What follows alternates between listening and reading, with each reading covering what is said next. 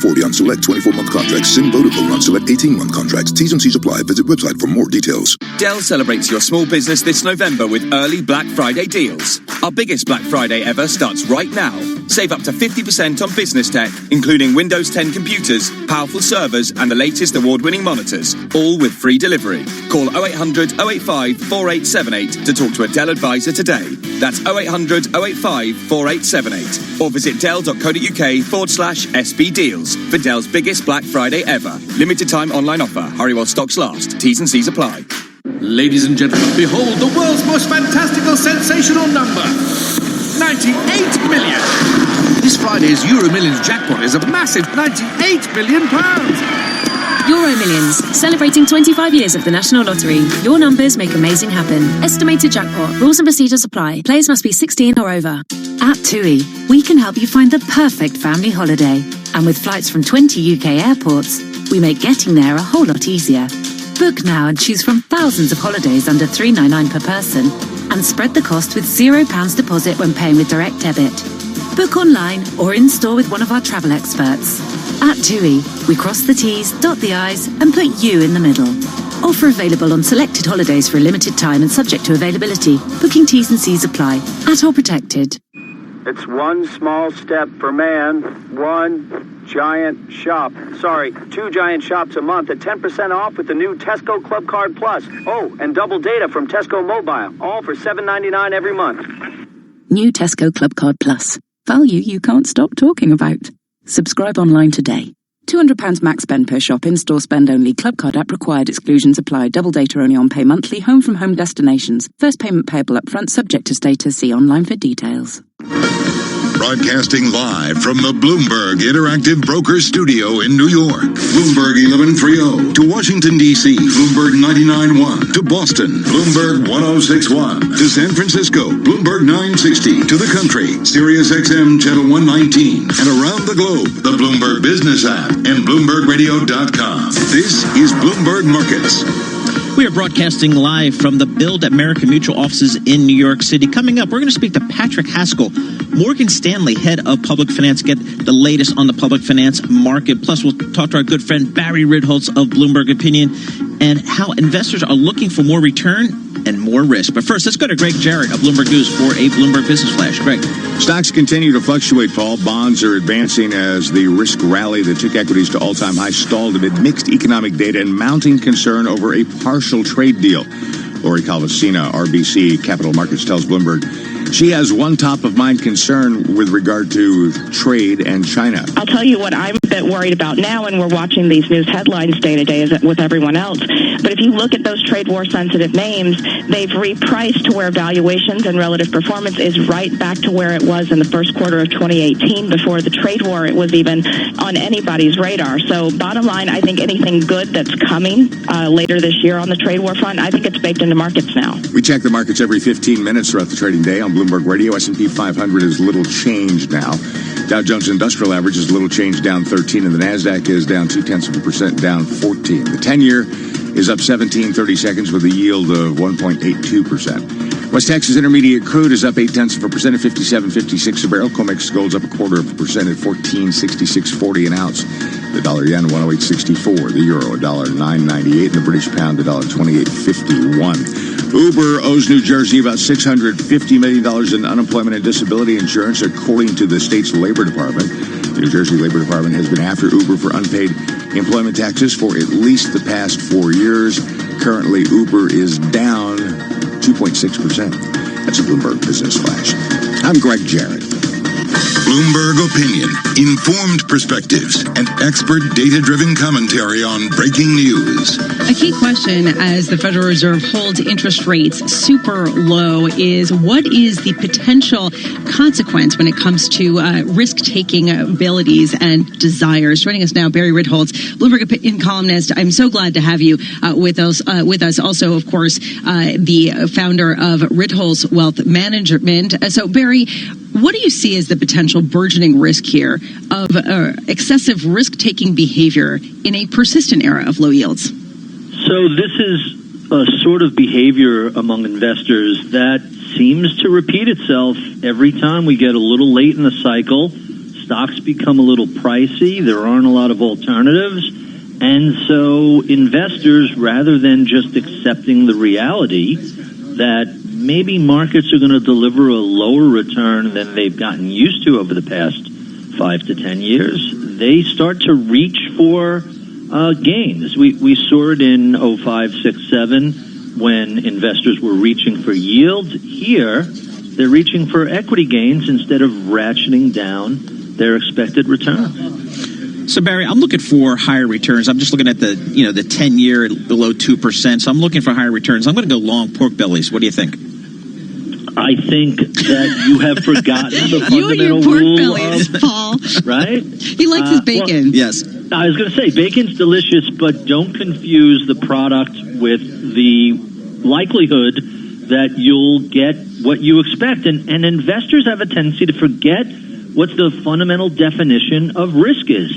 Risk can be simply summed up as the possibility that what you actually get in returns are going to be lower than what you expected to receive. But come on, Barry, this is throwing a wet blanket on the rally that just won't stop, no matter how much people hate it. People can hate on it and say, you guys are just repeating the same behavior. They've been saying that for 10 years, and if you didn't invest, you missed out big time. Right now, I'm looking at a stock market, the S&P 500, up nearly 26% year to date. We're getting bad news on trade. People don't care. So what's the argument to not take this risk?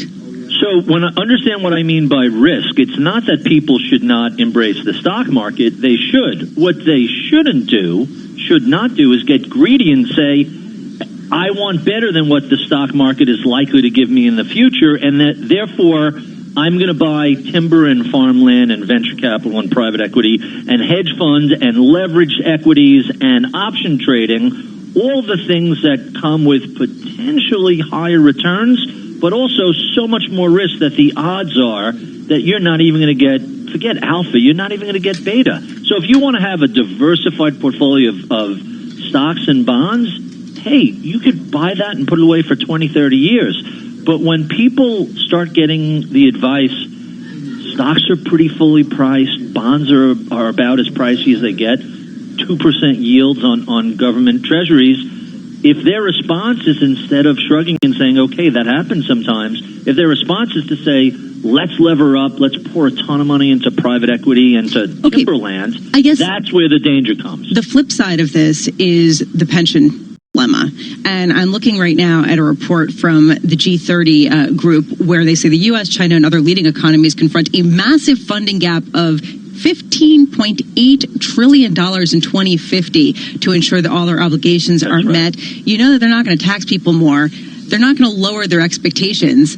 So invest in private equity. So they're going to make it much, much, much worse. That's, the two options are either A, ratchet down your expectations, or B, the reason we're in this problem in the first place is because politicians, rather than raise taxes, rather than create a rational structure for people contributing to pension funds. Remember, the whole concept of public employee pension funds came about from the idea, we're going to give you a government job, it'll be a lot steadier, it'll pay less than the private sector, but look at these great health care and retirement benefits. And then they didn't fund the retirement benefits appropriately. So fast forward a couple of decades, instead of saying we have trouble, we need greater contributions to the pension plan, and we need a more rational investment strategy, their approach for the past decade, this is both public pension funds, college endowments, go down the list, their approach for the past decade has been, let's lever up on hedge funds, which will give us better returns. Newsflash, they didn't. They wildly underperformed.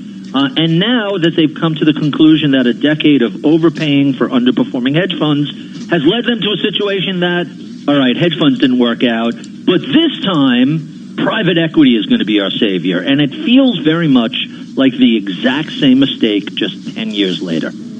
Barry Ritholtz, thank you so much for throwing cold water. What is a raging bull market here? But maybe just a note of caution, I think, for Barry. He's been down on private equity and some of the alternatives for a while, basically saying you can't just say there's the great white hope of throwing your money into a pit that you don't understand and you're going to get bigger returns than it seems feasible given just the coupon clipping environment that seems more likely in the long term. I get that, but the question is, can you get a little extra yield if you're investing in something longer term? There's debate.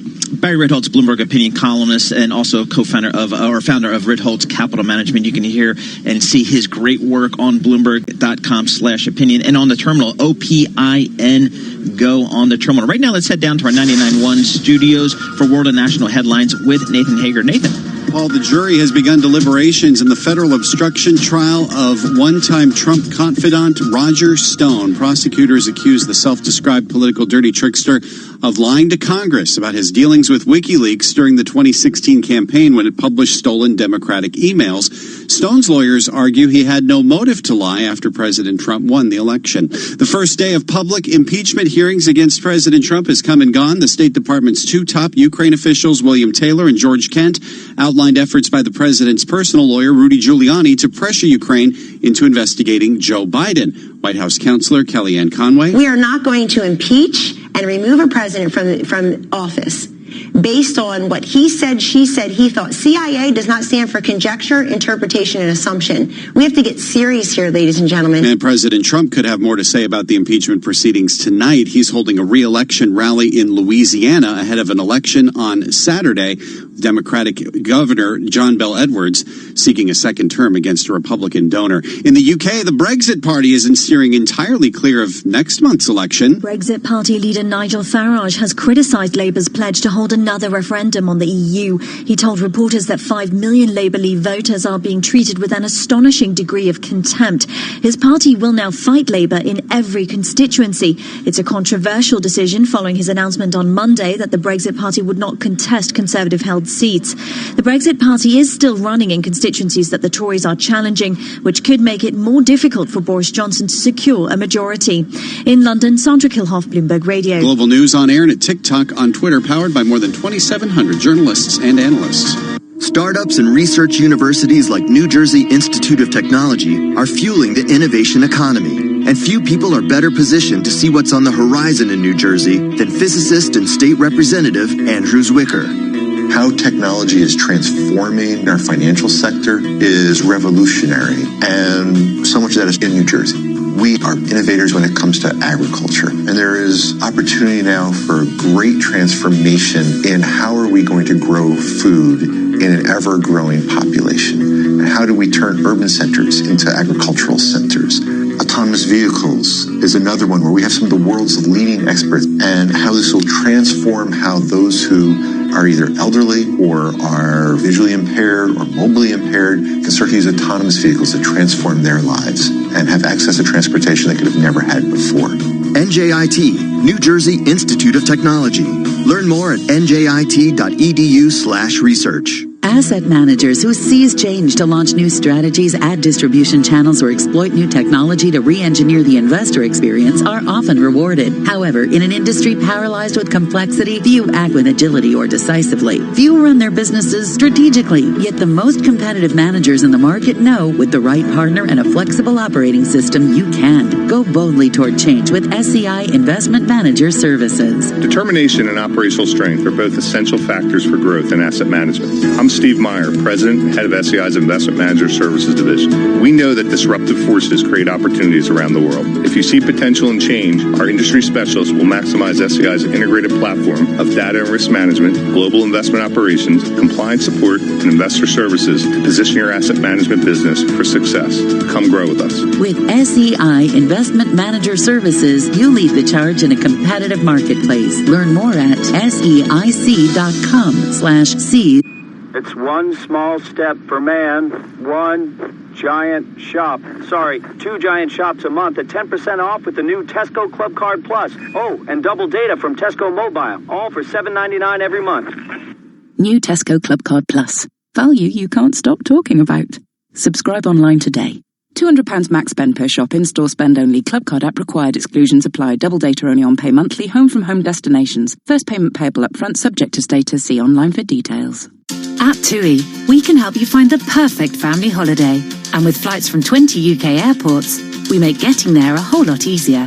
Book now and choose from thousands of holidays under $399 per person, and spread the cost with £0 deposit when paying with direct debit. Book online or in-store with one of our travel experts. At TUI, we cross the T's, dot the I's, and put you in the middle. Offer available on selected holidays for a limited time and subject to availability. Booking T's and C's apply. At all protected. The nights have started to draw in, and at DFS we know that can only mean one thing. Everyone's spending more time at home getting nice and cozy. You can't beat it. That's why our autumn-winter collection sofas are handmade to order for complete comfort, and many are guaranteed to be delivered in time for Christmas. So make sure you come home to a sofa that's perfect for you. DFS. We can't make traffic move faster during rush hour, but we can help you catch up on the news with TuneIn. With live around-the-clock news from MSNBC. In the UK, they're significantly worse. When the president gets up to the podium... CNBC and Fox News Talk. The Fox News poll sizing up the race for 2020 found that each of the 5 top Democrats... You can use your stop and go for good by staying in touch with the world. Search news to hear what's happening now. What if, instead of browsing the World Wide Web, we were all browsing GopherNet? Gopher is easy to navigate and easy to browse. Because in the early 90s... Gopher was taking off faster. Until they made one crucial mistake. At that point, Gopher traffic on the internet dropped off. Find out why open source won the battle for the internet next time on the TED Radio Hour from NPR. You can subscribe to the TED Radio Hour on TuneIn. Cook got a block. Cook into the end zone for the touchdown. NFL fans, hear every live game on TuneIn Premium. The snap, the give Jones up the middle, runs it back. He's to the 10, to the 5, to the end zone, touchdown. Today, hear the home and away call as the Pittsburgh Steelers visit the Cleveland Browns at 8:20 p.m. Eastern. Get pressure again, rolls to his right. Fakes, he's going to run with it. He's a 5, touchdown. At home or on the go, hear the home and away call of every NFL game this season on TuneIn Premium. Upgrade today. College football is live on TuneIn. Listen for free to games from more than 140 schools all season long. To the 10, all the way to the checkerboard. But he stays on his feet and scores us down. The top of the Big 12 is at stake. Reigning champion Oklahoma travels to Waco, Texas to take on the surprising undefeated Baylor Bears. The action kicks off this Saturday at 7:30 p.m. Eastern. Listen to every call and every game of your school all season long for free on TuneIn. Just search college to listen today.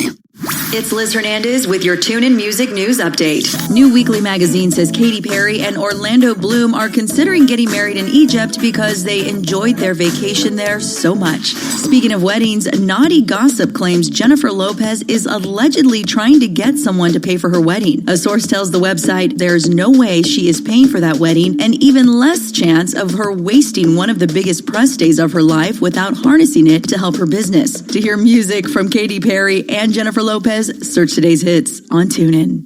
Lines and breaking news 24 hours a day at Bloomberg.com, the Bloomberg Business app, and at TikTok on Twitter. This is a Bloomberg Business Flash. Stocks have come well off opening lows, but are now fluctuating near yesterday's close. This has weak data from major economies and a dour forecast from Cisco have rekindled worries of a global slowdown. We check the numbers every 15 minutes throughout the trading day here on Bloomberg Radio. S&P 500 is little change, down 1. The Dow's down about 0.1%, down 23, and the Nasdaq's down 0.25%, down 20.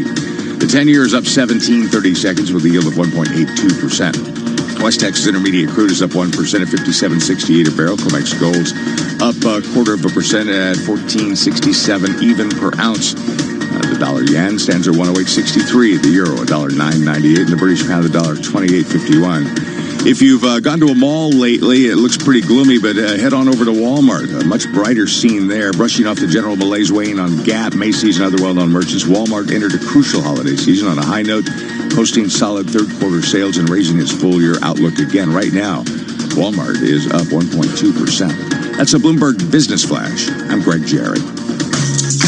You're listening to Bloomberg Markets with Lisa Abramowitz and Paul Sweeney on Bloomberg Radio. We're broadcasting live from the Build America Mutual offices in downtown New York City. Let's get an update on what's going on in the world of municipal finance. We welcome Scott Richborg, Build America Mutual Head of Public Finance, and Patrick Haskell, Morgan Stanley Head of Public Finance. Pat, let's start with you. Give us a sense. I mean, what Lisa and I know about the municipal bond market is a lot of money is flowing into the municipal bond market. Rates are at all-time lows. Give us a sense from Morgan Stanley's perspective. How are you guys viewing the municipal bond market right now? So we think, across the risk spectrum, we're late cycle. And Munis offers a haven in late cycle. People don't know whether it's going to be, the $17 trillion of negative yielding debt that's going to be the next thing to go, whether it's the high yield market, whether it's CLO market or equities. And because of the quality quotient in Munis, we think it's a safe place to play. All right, it's a safe place to play. We are here, though, at Build America Mutual, where they're literally paying and picking up the risk in this late cycle. How worried are you about that, Scott? Well, we're very conservative in our credit underwriting. I think we actually think that municipalities are in fairly good shape. Their credit is still benefiting from the rise in property taxes, property values around the country. Paul, yes, Sweeney, who's paying them all. Go on. Yeah, we'll talk about New Jersey specifically. Yeah. Well, but then how do you square that? I mean, Pat, honestly, if we're in late cycle and you're seeing excess everywhere and you're seeing record cash going in the muni bond market, how can we be seeing really strong kind of credit fundamentals? The reason being is we expect if and when there is the next recession, it's going to be led by the corporate balance sheet, not by the consumer. So we expect the consumer to still be strong through that. What we think is going to be a shallow dip into next year. That consumer we can still support strong tax rolls, and we think that will actually help where munis are today. And that's evidenced in all the numbers when we look at the tax rolls from both states and local governments. Scott, give us an idea of the decision-making process for an issuer to insure their bonds or not insure the bonds. How does that work? So from the issuer perspective, it's a pure savings analysis. They look at what the cost of their bonds would be if they sold without the insurance, and then they compare that to what it would cost if they sold with the insurance less the cost of the insurance. And as long as that is a positive number, and generally it has averaged about 1% of the par for the issuer, they're saving about 1% of the total par using bond insurance. They make the economic decision to add the bond insurance and save the money. So what percentage of issuers generally insure their bonds either with you guys or with somebody else? Sure. Of the total issuance, it's just around 6% of the total par that's issued, but around 15 to 17% of the number of issuers. Okay. So obviously we insure a lot of the smaller, lesser known municipal issuers around the country, and not the super large state of California, New York cities that all of the institutional big investors around the country are very familiar with. All right, so Pat, you both have lived through the past financial crisis and everything that happened. Today I saw a story about how rents in New York and Boston are coming down. This just is an ongoing trend of cooling in some of the most taxed regions. I'm wondering how that factors into the credit worthiness of some of these bonds if people won't be able to pay or won't be on the hook to pay as much if their apartments are worth half as much. Look, I think that there's demographic trends that people need to pay attention to, but I don't think it's any looming disaster. Yes, rents are coming down because capacity has been added in New York City, but people are still paying a lot of money for apartments. I mean, I read the paper this morning that Jeffrey Epstein's apartment is going to go for $100 million. I mean, that's Jeffrey Epstein. Come on, that's not our example of come on, the paragon of real estate.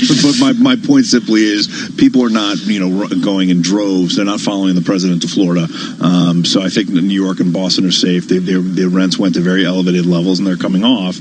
But I think, again, getting back to, all joking aside, to the trends that we're looking at, if the consumer continues to stay as strong as the consumer has been at this late in the cycle, things like, other parts of our market, things like airports will continue to do well, transportation sectors, that we tend to like. We like healthcare, a little less so higher ed because of competitive pressures there. So, Pat, are you surprised that we're, like what I'm hearing about the municipal bond market in terms of issuance is it's mostly refinancing. Are you surprised that maybe municipalities aren't taking this low interest rate environment to fund more infrastructure, fund more roads and bridges and things like that? This is not a Morgan Stanley point of view. As a citizen, yes, but I think that's more of a reflection of the politics that we're dealing with today than it is the absolute term structure of rates. If we could get both sides to agree on how to implement infrastructure reform, I think people should be spending new money on it, not just worried about the refinancings. Scott, a lot of people are predicting that next year the rally in muni bonds will continue with a number of factors pushing money into the space. Do you worry or do you hope that municipalities actually use that money to do more and to build more? Sure. We're obviously very pro-infrastructure financing around the country. As long as it's not a bridge to nowhere. As long as it's not a bridge to nowhere. But I actually think that the capital plans that we're seeing, come out of municipalities around the country are very well thought out. Some of these plans have been shelved for the last couple of years. They've been waiting for additional revenue so they can fund these projects. And as we all know, the infrastructure across the country is in great need of improvement. We all travel through airports. Almost every airport that I travel through around the country is under some kind of construction expansion. So the biggest challenge for the municipal issuers is their overall budgets are growing, but growing at a relatively slow amount. But they have other costs that are growing, like pension cost, cost of services that are outpacing the growth in their overall budget. So it is constraining the amount of their budget that they can dedicate to pay for new infrastructure. And I think that's the biggest challenge from a municipal issuer standpoint is they all want to fund these new projects, but the pie is only so big, and how do they divvy up that pie? So, Pat, 30 seconds. What's Morgan Stanley's view of the municipal bond market in terms of issuance next year? Do you expect the municipal bond market to be active? We do think it's going to be active. Mike Ceases, who owns that call for us, hasn't come out with it yet, so that'll come out next week. Mike does a great job on this stuff, but I think that coming off the trading desk, we're north of $400 billion in our estimate, and we'll have the research guys, like I said, come out when they do. But it's going to be a busy year. I think we've seen 30% of the issuance this quarter come in the taxable domain. That's bringing international investors into our market, which I think is exciting for the issuers. It's going to lower their cost of funds, and it's going to bring crossover buyers into credits that didn't exist before. Pat Haskell, Managing Director and Head of Municipal Finance for Morgan Stanley. Scott Richburg, Head of Public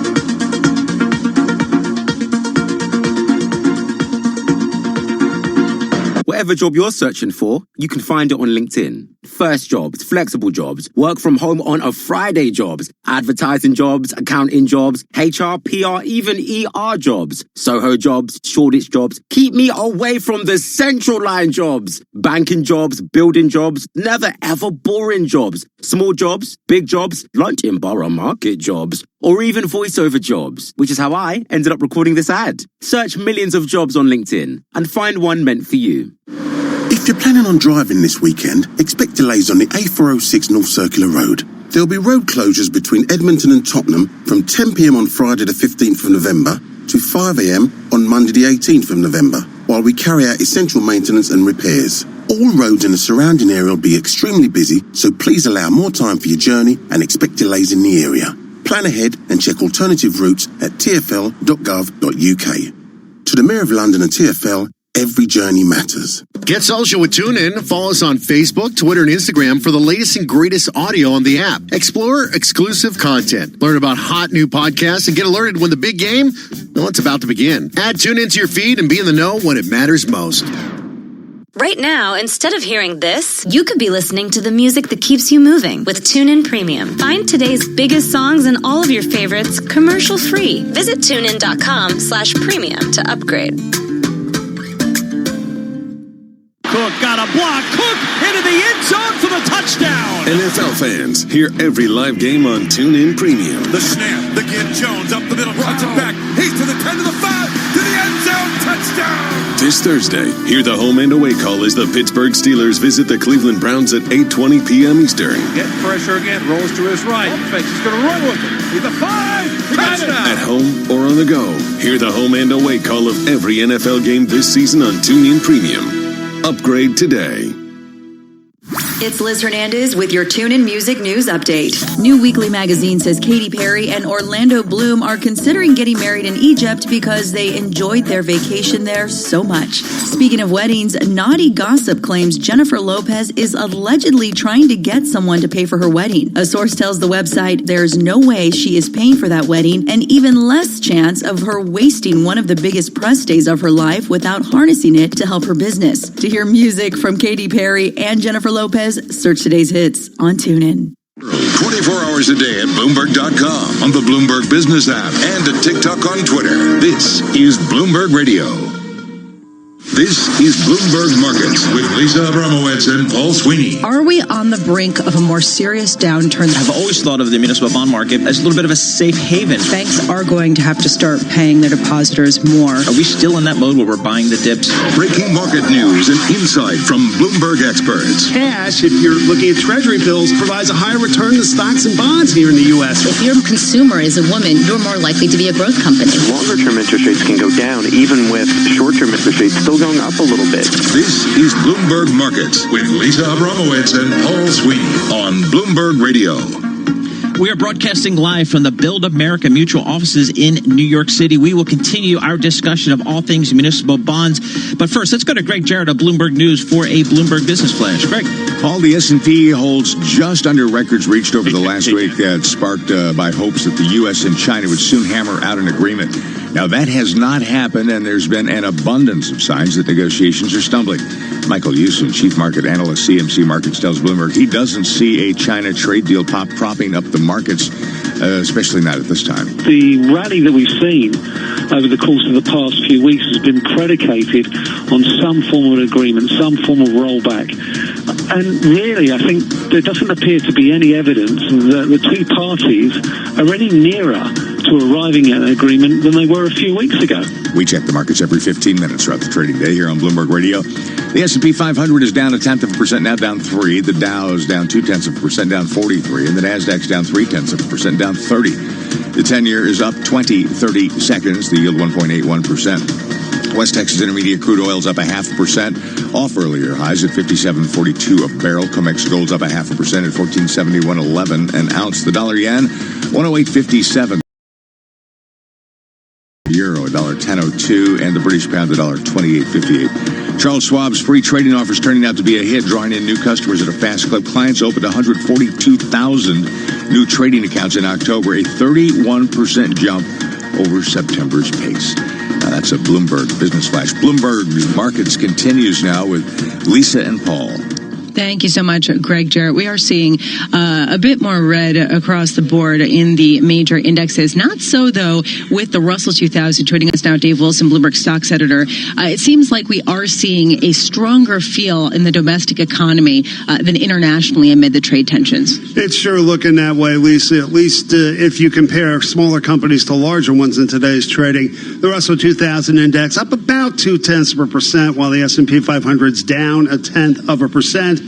And one of the Russell's biggest gains belongs to Dillard's. The ticker there is DDS. The department store chain has risen 13.5% after reporting an unexpected profit for the fiscal third quarter. And sales beat analysts' average estimate in a Bloomberg survey as well. You have Griffin, ticker GFF, also up about 13.5%. The building product maker's earnings and revenue for the fiscal fourth quarter surpassed estimates. And Axionics Modulation, ticker AXNX, has gained about 13%. U.S. regulators cleared the medical technology company to sell an implant for treating urinary incontinence. Now, the Russell's steepest drop belongs to Contura Energy, ticker CTRA. The coal mining company has tumbled almost 44.5% after reporting an unexpected loss for the third quarter. Revenue trailed estimates as well. And Ideanomics, ticker IDEX, has fallen 33% to 73 cents a share. The blockchain company's third quarter revenue plummeted 93%. Bloomberg Stocks editor Dave Wilson, thank you so much. Trading in shares of the biotech company Amarin were halted in the pre-market hours today in advance of a meeting of the FDA Advisory Committee to determine the fate of Vascepa, Amarin's fish-derived cardiovascular drug. To get more on this, we welcome Bailey Lifschultz, Bloomberg News reporter. Hold on a second. Fish-derived? Isn't this just taking fish oil, omega-3? Omega-3 that we see on the TV commercials? I think it might be something more than omega-3. Bailey, is it something more than omega-3? Well, so it's technically a different mechanism, different drug. The easiest way that a doctor described it was it is kind of omega-3 fish oil on steroids. It's very, very, very highly purified fish oil. But it is. So you weren't that far off. I wasn't that far off. Literally, they are selling purified omega-3 fish oil in the FDA, halted. And the stock is halted. I mean, how big of a boon could purified fish oil be? Well, so the outcome of this, depending how large the FDA advisory panel and the ultimate decision from the FDA in December, how large they want to open up the actual labeling. According to SVB Leerink, that could open up about 10 million potential patients. It's currently on the market for a very niche group of people, only about 600,000. So investor or analysts see potential sales, depending on that label, opening up to $1.5 billion in sales by 2023. And I've heard peak estimates as high as $4 billion a year.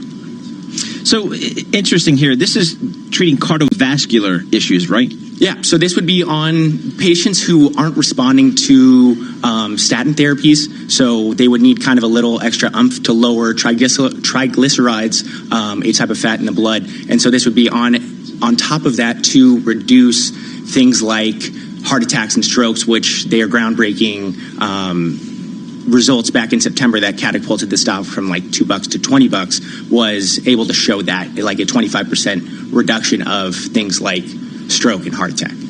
You know, we're taking a light tone, but this is important, and there's a bigger story here with the FDA and pharmaceutical approvals. President Trump has highlighted this, saying that they're expediting a bunch of approvals and getting a lot of things through that they hadn't in the past. And I'm wondering if you can give us context, if they are moving faster, if they are approving more drugs, if there is a feeling that they are loosening up with some of their requirements, or at least getting speed going. Well, I would say broadly there has been a push, especially under former Director Gottlieb, FDA Commissioner Gottlieb, was a push for more generic drugs, more drugs that would be able to kind of compete with each other and lower the cost price. But we also have seen a smarter, more agile FDA, at least according to the companies and the folks on Wall Street that I talked to, that are taking a kind of pick and choose approach to kind of get more novel treatments into patients' hands to try to expedite treatments and therapies for various diseases. But Barry, given the fact that you specialize in this, what does that mean in practice? Are they hiring more people, or they're just approving things faster without necessarily waiting for all the results? Well, you would say the people I talk to would say maybe it's more of picking and choosing novel drugs. So you look at Vertex Pharmaceuticals, a huge company that has specialized in treating cystic fibrosis. Their triple combination of a drug was approved months and months earlier than expected because their data were so robust, in the FDA, from sources that I talked to, prioritized getting the data, picking through the data and getting better options to these patients, especially in a disease like cystic fibrosis that is so dangerous and so deadly. So, Bailey, tell us a little bit about this company, Amarin Corp. I see the stock just kind of popped over the last few days, and I know it's halted here. Is this company all about this drug, Vascepa? This is their only drug. Vascepa is their only drug, their only marketed drug. It's their big focus. You saw the pop 2 days ago, the best session since last September when they unveiled what they called paradigm-shifting data, because there was such a focus on Wall Street on the use of mineral oil as a placebo instead of just a plain kind of water-type medicine, to compare what Vascepa offered to just a placebo. And the document showed that there was no clinically meaningful adverse events or adverse effect using mineral oil, and that kind of cleared a huge hurdle that a lot of the bear thesis on Amarin had been building on. We saw shorts really piling in, about 16% of shares available for trading being sold short, according to S3 Partners data. So there were a lot of skeptics on this drug. Yeah. Bailey Lipschultz, thank you so much for being with us. Bailey Lipschultz covers all things biopharmaceutical stocks for us here at Bloomberg News. So basically, cod liver oil. Yes. Like all of the, or just, when you used to see in the old movies, you've got to take your cod liver oil. The kids absolutely hated it. They were onto something. I am fascinated by biotechnology and biopharma stocks. I mean, it's really just usually for a lot of these companies, it is a binary situation. It either works, it gets approved, and the stock works, or it doesn't, and the stock doesn't work. And you have to be so intelligent on what's going on at this company to make an investment. Yeah, and that's why a lot of people who invest in these areas are doctors. Yes. Or they'll hire doctors. Really interesting to watch that. Today we are seeing a little bit of deepening in the sell-off, in particular in the NASDAQ, although still barely off. Actually, the S&P has come back to basically flat again. Not a lot of action as people assess the likelihood or not of a trade deal. Phase 0.5 is figuring out soybeans. Right now, let's head over to our 99.1 studios in Washington, D.C. Nathan Hager there with world and national headlines. Nathan. Lisa, after 4 straight days of violence, Chinese President Xi Jinping says Hong Kong's most urgent task is to restore order. Speaking at a news conference in Brazil, at an economic conference, I should say, in Brazil, Xi says radical violent crimes, as he puts it, are threatening the one country, two systems principle. He also said that they continue to firmly support Hong Kong leader Carrie Lam and her administration and her police force, which has come under a great deal of scrutiny in recent days as violence here grows. Bloomberg's Karen Lee in Hong Kong. Meantime, the city's Mingpao newspaper reports a 70-year-old man who apparently had a brick thrown at his head by protesters has died. House Speaker Nancy Pelosi says the first day of public impeachment hearings against President Trump was a successful day for truth. Pelosi is holding her weekly news conference as we speak, a day after testimony from diplomats George Kent and William Taylor. Pelosi says their words showed President Trump abused his power. Republicans, like Senator Lindsey Graham, don't appear swayed. Nothing happened here. We're not going to impeach this president over this. We're not going to legitimize a hearing where you can only call Democratic witnesses. It's over. It's done for me. The testimony resumes tomorrow with former Ukraine Ambassador Marie Yovanovitch. Secretary of State Mike Pompeo is urging members of the coalition against Islamic State to take back thousands of foreign fighters being held in Iraq and Syria. Our efforts to help displaced Iraqis help facilitate the safe and voluntary return of more than 4.3 million civilians since April of 2015. We want them all to return home. Pompeo spoke to representatives from about 30 coalition nations. Global news 24 hours a day on air and at TikTok, on Twitter, powered by more than 2,700 journalists and analysts in more than 120 countries. This is Bloomberg. Full breakfast, cup of coffee, whatever you have in the morning, have it at daybreak. What's the outlook for the pound if there is another election? Nathan Hager. The U.S. could still delay those tariffs? And Karen Moscow. It is the fifth major industry player to make some sort of zero commission offer. Bloomberg Daybreak. Bloomberg has more from Hong Kong. Weekdays at 5 a.m. Eastern on Bloomberg Radio, the Bloomberg Business app, and BloombergRadio.com. Bloomberg, the world is listening. Imagine being fired because of who you love. Imagine being denied medical treatment because of who you marry. Imagine being evicted because of who you are. Millions of Americans don't have to imagine this. They have to live it. Because in 31 states, it's legal to discriminate against LGBT people. Get the facts at beyondido.org. Brought to you by the Gill Foundation and the Ad Council.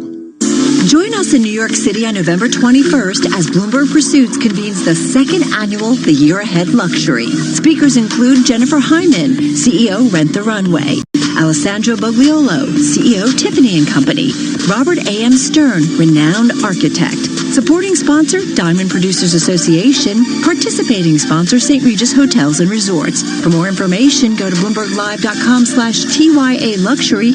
Invitation code RADIO. Sweet strawberry icing.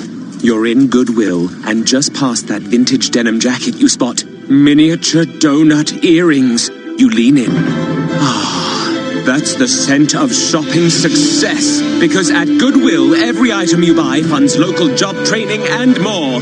So bring home those donut earrings and bring home so much good to your community.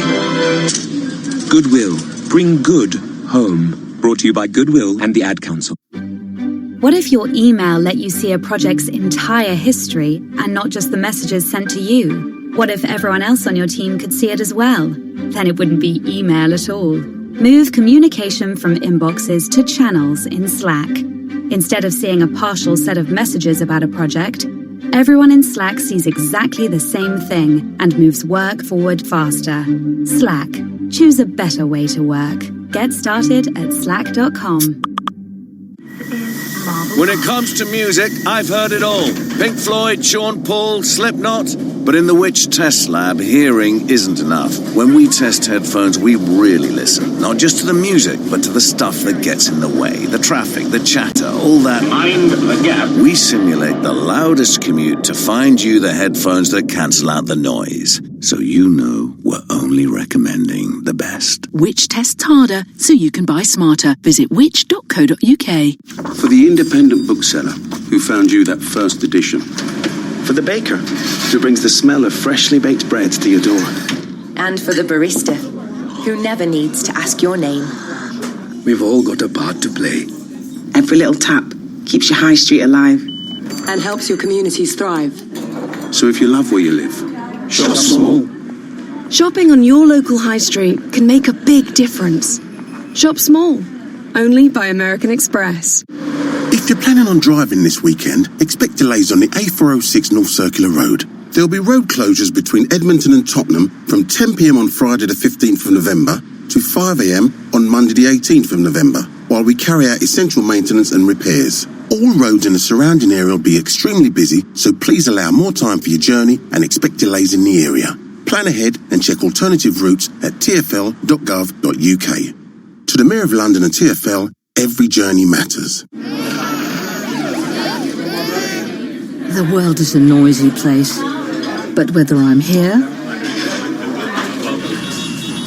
or here, my phone calls are always loud and clear on my Doro 6620.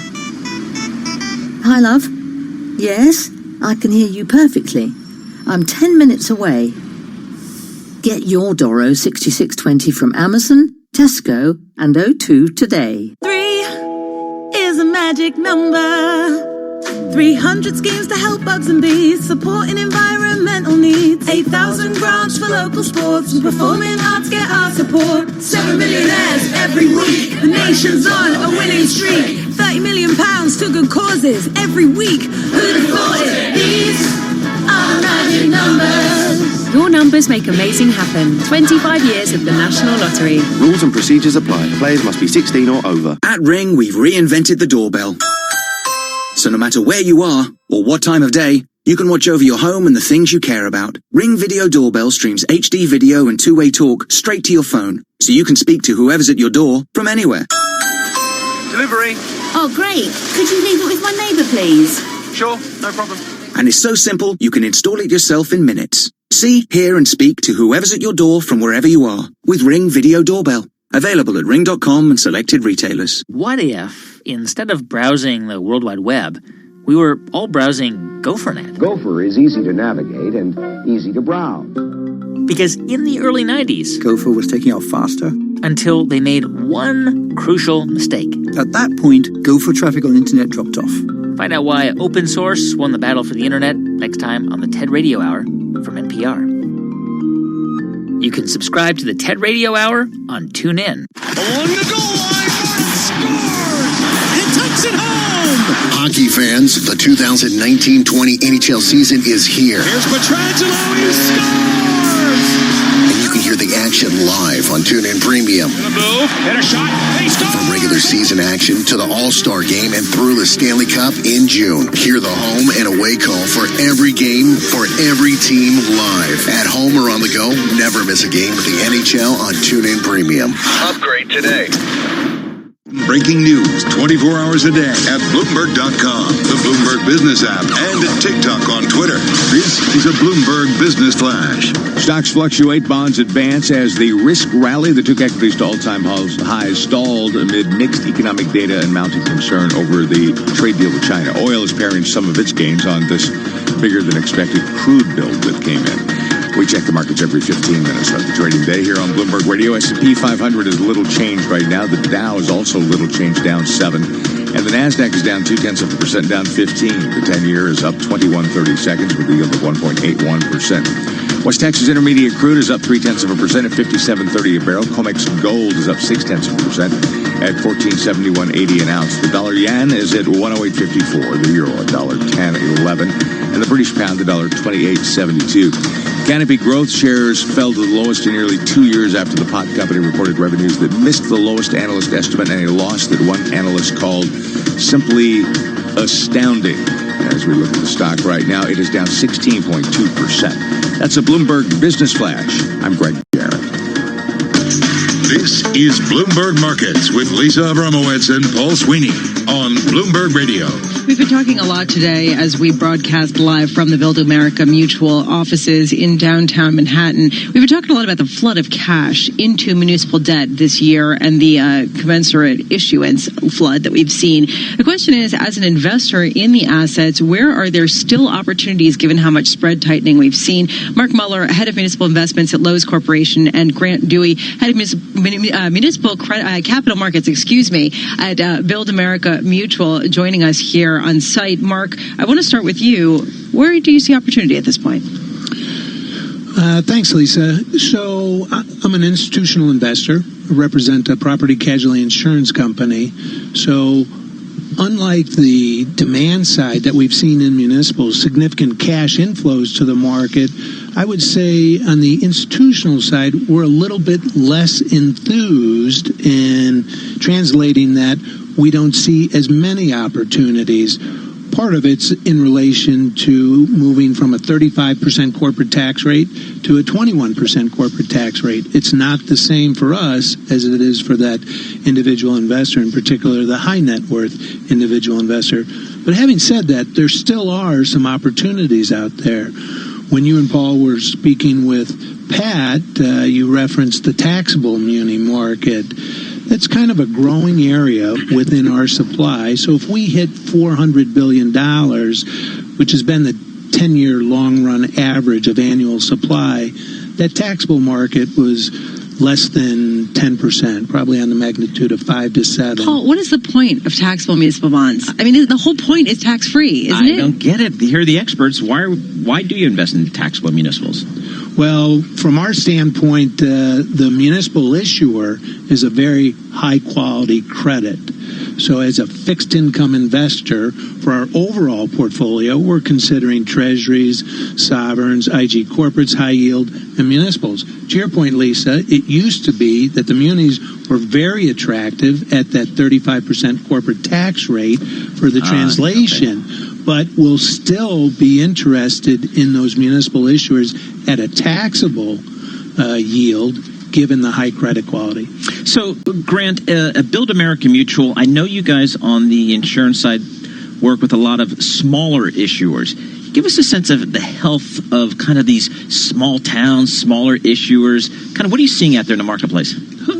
I think the asset class, continues to be very high quality. So from a risk standpoint, obviously each credit is different. We're looking at, unfunded pension liabilities, a lot of different areas. But, we're also trying to build our presence in the medium to larger size institutions also. So I run the business that does secondary market insurance. Okay. So in the primary, obviously, insurance is used when there's an economic benefit. And so in the primary, some of that economic benefit accrues to the issuer. In the secondary, that economic benefit. Explain the secondary market. I understand the primary market where you go to a small town and say, well, you will insure your bond so you can get a better rate. What's the secondary market? So, Paul, that's, once a bond has been issued as uninsured and it trades, it trades in the market freely, there can be credit changes in particular credits over time. So,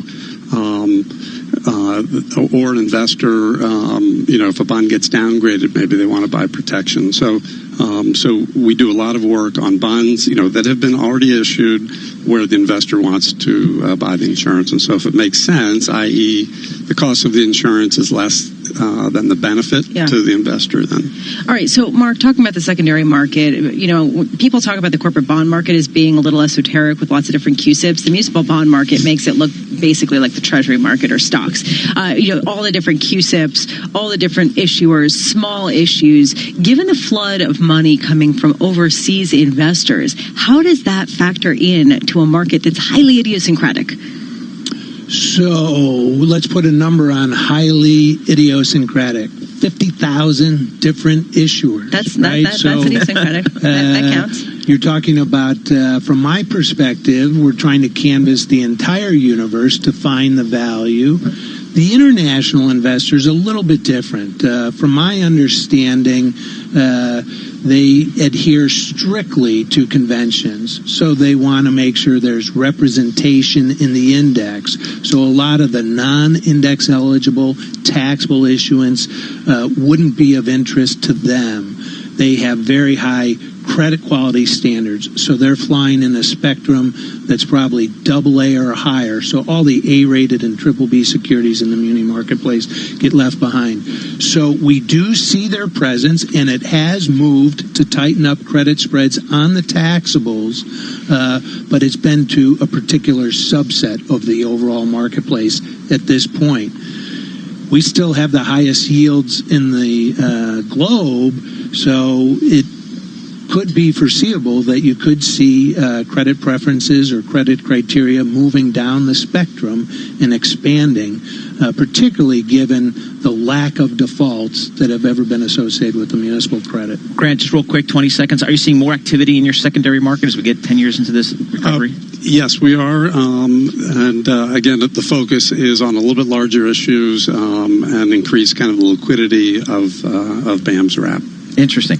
Mark Muller, head of municipal investments, Lowe's Corporation, and Grant Dewey, head of municipal capital markets at Build America Mutual. Thank you so much for joining us. We're broadcasting live here at the Build America Mutual offices here. 40,000 CUSIPs. And I'm guessing somewhere within the bowels of Bloomberg, there are people making sure that every one of those CUSIPs is on the Bloomberg terminal and you can find information. In the bowels of Bloomberg. Exactly. That's actually the name of the band I was in high school. Is that no, in the bowels of Bloomberg? I'm kidding. You're like, go on. Looking at the markets here, we are just really no change in the markets, equity indices. I will call them unchanged, unched, as some people like to refer to it. Some don't. This is Bloomberg. This is a Bloomberg Market Minute. Stocks slightly lower this morning. There were signs of weakness in the latest economic figures from China. Industrial output and retail sales expanded less than forecast. Uber owes New Jersey about $650 million in unemployment and disability insurance taxes because a rideshare company has been misclassifying drivers as independent contractors. Charles Schwab's free trading offer is turning out to be a hit. Clients opened 142,000 new trading accounts in October, a 31% jump over September's pace. Schwab escalated the brokerage industry's price war on October 1st when it eliminated commissions on stocks, mutual funds, exchange-traded funds, and some options. And Fox Sports has sold 80% of its Super Bowl commercials. The network has sold 60 of the 77 available spots at record prices of $5.5 million if an advertiser buys two 30-second ads and $5.6 million if it takes just one. Courtney Donahoe, Bloomberg Radio. Hi, I'm Danica Patrick. Watching my nieces grow, play, and learn is amazing, but not every child gets to be carefree. 1 in 6 kids in the U.S. are hungry. This breaks my heart, and it's something that Feeding America is working to change. Each year, the Feeding America network of food banks rescues billions of pounds of good food that would have gone to waste and gives it to families in need. To help, visit feedingamerica.org. Brought to you by Feeding America and the Ad Council. Are you interested in a challenging and exciting career? One where you can be part of solving complex challenges across industries and geographies. Bloomberg's ever-expanding technology, data, news, and media services foster innovation, empower clients, and offer nearly limitless opportunities for career growth. Visit Bloomberg.com/careers today to view our current job opportunities. Bloomberg LP is an equal opportunity employer. The address once again is Bloomberg.com/careers. If you're planning on driving this weekend, expect delays on the A406 North Circular Road. There'll be road closures between Edmonton and Tottenham from 10 p.m. on Friday the 15th of November to 5 a.m. on Monday the 18th of November, while we carry out essential maintenance and repairs. All roads in the surrounding area will be extremely busy, so please allow more time for your journey and expect delays in the area. Plan ahead and check alternative routes at tfl.gov.uk. To the Mayor of London and TfL, every journey matters. Some people find love par chance. Me, I found love in my Citroën dealership. I looked at new Citroën C5 Aircross SUV with advanced comfort seats, and boom! They say, Emmanuel, you also get 0% finance over 48 months. I say, I love it. Visit your local Citroën dealership and find love too. New Citroën C5 Aircross SUV, the most comfortable SUV. Citroën UK Limited is a credit broker, not a lender. Conditional sale. Terms, eligibility criteria and return conditions apply. A guarantee may be required. PSA Finance UK Limited. You're stuck indoors, waiting for a delivery. But you should be at the match with your mates. Get in! You want to be home when the kids get back from school. Hey, guys. But you've got to work late. Again. With Ring Video Doorbell, you can do both. Featuring HD video and two-way talk, you can see, hear and speak to whoever's at your door from wherever you are, all on your phone. Available at ring.com and selected retailers. Cutting for the net, scores! On the goal line, Marchand scores! Hockey fans, the 2019-20 NHL season is here. And tucks it home! And with this team, it's really fun to be a part of a team like that. You can hear the action live on TuneIn Premium. From regular season action to the All-Star Game and through the Stanley Cup in June. Hear the home and away call for every game, for every team live. At home or on the go, never miss a game with the NHL on TuneIn Premium. Upgrade today. College football is live on TuneIn. Listen for free to games from more than 140 schools all season long. To the 10, all the way to the checkerboard. Somebody stays on his feet and scores us down. The top of the Big 12 is at stake. Reigning champion Oklahoma travels to Waco, Texas to take on the surprising undefeated Baylor Bears. The action kicks off this Saturday at 7:30 p.m. Eastern. Listen to every call and every game of your school all season long for free on TuneIn. Just search college to listen today. Good. Here's a swing and a drive deep to right field. Looking up. Goodbye, baseball. Between game-winning shots and walk-off homers, follow TuneIn on social media to discover the latest and greatest in live sports. With the 24th pick in the 2019 NFL Draft. From live reminders that the biggest MLB games are on the air, to recommendations of the best new sports talk shows and podcasts. He's going to be fine. He's going to be good right away in 3 years. Follow at TuneIn on Facebook, Twitter, and Instagram to get the most out of TuneIn. It's Liz Hernandez with your TuneIn Music News Update. New Weekly magazine says Katy Perry and Orlando Bloom are considering getting married in Egypt because they enjoyed their vacation there so much. Speaking of weddings, Naughty Gossip claims Jennifer Lopez is allegedly trying to get someone to pay for her wedding. A source tells the website there's no way she is paying for that wedding, and even less chance of her wasting one of the biggest press days of her life without harnessing it to help her business. To hear music from Katy Perry and Jennifer Lopez, search today's hits on TuneIn. Broadcasting live from the Bloomberg Interactive Brokers Studio in New York. Bloomberg 1130 to Washington, D.C. Bloomberg 99.1 to Boston. Bloomberg 106.1 to San Francisco. Bloomberg 960 to the country. Sirius XM Channel 119. And around the globe, the Bloomberg Business app and BloombergRadio.com. This is Bloomberg Markets. Coming up, the easy stuff ain't so easy when it comes to soybeans. The U.S. and China still having difficulties coming to some agreement, not only in how much China will buy, but also in the enforcement mechanism. We're going to be talking about the effects on emerging markets. Plus, we have more on cybersecurity threats, especially as it comes to municipalities. Right now, though, let's head over to our own Greg Jarrett for a Bloomberg Business Flash. Greg. The world just needs more edamame, Lisa. Stocks have shown a lack of direction so far today, extending the lackluster performance seen over the past several sessions. The major averages have spent the morning bouncing back and forth across the unchanged line. Choppy trading on Wall Street comes as traders express some concerns as U.S.-China trade talks drag on. Stephen Whiting, Citi Private Bank Global Chief Investment Strategist, tells Bloomberg clarity in U.S.-China trade is key to investment health. We peaked investment growth after the U.S. corporate tax cut. We peaked U.S. business confidence, and a few months later, we started the trade war. And if you take a look at the exact peak in business confidence and the start of some domestic investment weakness, it's all been about the potential for a shock. We check the markets every 15 minutes of the trading day on Bloomberg Radio. S&P 500 is a little change, down 2. The Dow's a little change, down 16. The NASDAQ is down 0.2%, down 17. 10-year is up 21.30 seconds. The yield 1.81%. West Texas Intermediate crude's down 0.1% now after spending most of the morning session in the green. It's at 57.08 a barrel.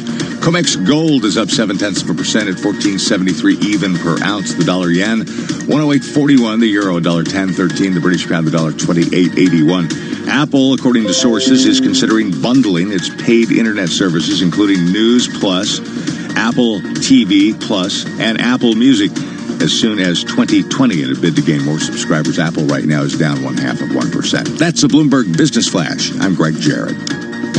This is Bloomberg Markets with Lisa Abramowitz and Paul Sweeney on Bloomberg Radio. Bloomberg Markets is brought to you by the Jewish Communal Fund. JCF's Donor Advised Fund is the smart choice to manage your philanthropy. Open a JCF fund now to lock in a 2019 tax deduction. Visit jcfny.org. Well, just over the last several weeks, it seems like market participants have taken a little bit more of a risk-on view of the market. To see if that extends to emerging markets, we welcome our good friend Damien Sassower, Bloomberg Intelligence Chief EM Credit Strategist. He joins us from our Bloomberg Interactive Broker Studio. So, Damien, do I go long, Argentina right here?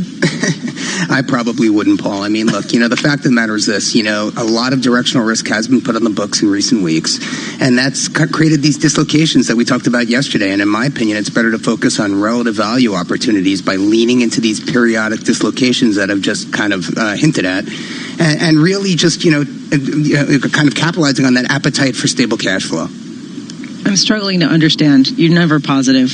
You're being positive. Who are you? Margins are high, multiples are full, geopolitical risk remains elevated, very difficult for an emerging market practitioner to remain glasses half full in this environment. But, with basically proprietary trading kind of coming off and, banks unable to kind of arbitrage away these dislocations, you do see opportunities in getting long basis trades, getting long currency hedge, local currency debt. Hold on. Before you start going to the alphabet soup, I do want to understand, are you talking tactical opportunities or are you talking about long-term investment entry points? Tactical opportunities, Lisa, absolutely. You can't really make the case with, the U.S.-China trade war overhang and, quite frankly, the manufacturing recession that we're in globally to get long emerging markets at these levels, in my opinion. You're probably better off, playing in a relative value space and taking tactical bets. So what would be a catalyst, Damien, for you and maybe some others to get just maybe more constructive about emerging markets overall? Well, I'll start with China and I'll end with China. I mean, if you look at rate differentials between... In the middle, guess what we're going to have? We're going to have a whole lot of China. I mean, it's amazing. If you just look at where we were, back in the end of 2018, the 10-year spread between China and the U.S. had plummeted to something on the order of 25 basis points. We're now back up to nearly 150 basis points, I think 143 to be exact. And that is basically in the face of basically a stable dollar-yuan FX rate, which should not happen. I mean, the currency rate has had a very strong correlation with rate differentials between the U.S. and China over the better part of the last 10 years, and we've seen that dislocate, and that's an opportunity, I think, for investors to take advantage of here. How's liquidity when you're talking about tactical trades? Ooh, that is the question, isn't it? That is definitely a very good point. To be able to put some of these very complicated basis trades on, you need to basically, or currency hedge trades for that matter. Especially heading into year end. Especially heading into year end. Although I think liquidity is pretty flush now, but definitely will be an issue, I think, going forward. You make a great point there, Lise. I just think, while it is challenging, the dislocations are pretty significant. And, even if there's a little bit of slippage on the cost of entry, you still stand to make a pretty penny if things go your way.